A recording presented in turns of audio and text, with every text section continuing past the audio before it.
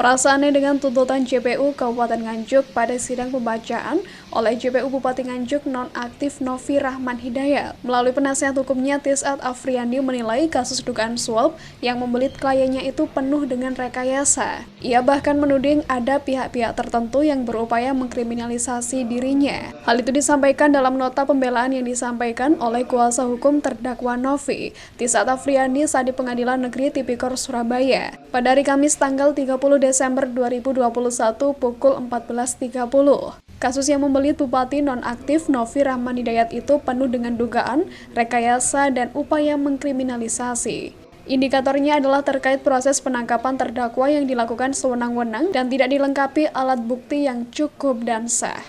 Bahwa secara nyata terdakwa tidak dalam posisi tertangkap tangan menerima uang dari siapapun juga, tetapi terdakwa ditangkap saat berbuka puasa. Fakta-fakta persidangan hampir seluruhnya diabaikan oleh JPU seakan tak pernah ada.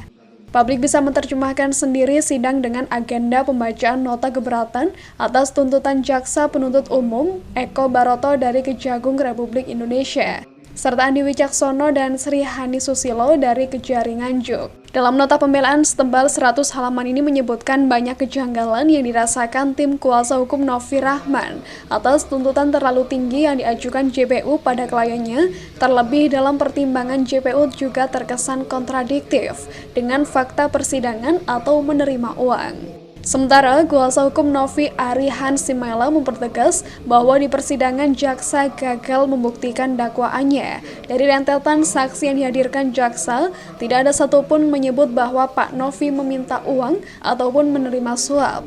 Bahkan, ajudan Bupati Novi yakni Iza Muhtadin dalam persidangan juga mengakui bahwa dirinya lah yang menerima tersebut. Itu kan kita sudah mengenai pledoi ya.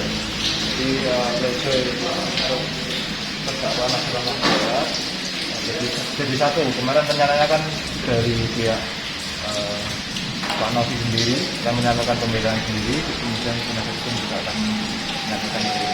Tapi pada hari ini jadi satu. Kalian tanggal pembelaan dari penasihat hukum sekaligus pembelaan dari beberapa poin penting sih yang menjadi perhatian kami ya mengenai dengan fakta persidangan. Jadi dalam fakta persidangan dari awal sampai dengan terakhir juga kami telah menyampaikan berkali-kali dan berupaya untuk membuktikan bahwa tidak adanya keterkaitan, tidak adanya penerimaan uang yang diterima oleh terdakwa, oleh Pak Novi sendiri.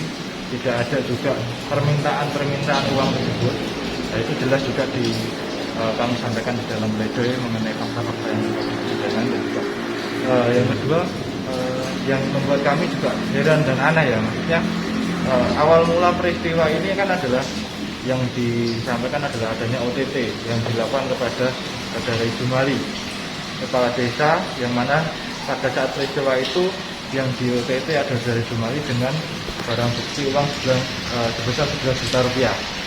Nah, dalam rekuisitor jaksa penuntut umum malah menyampaikan meminta untuk uang 11 juta tersebut yang telah disita pada awal mula OTT itu dikembalikan lagi kepada Jumali.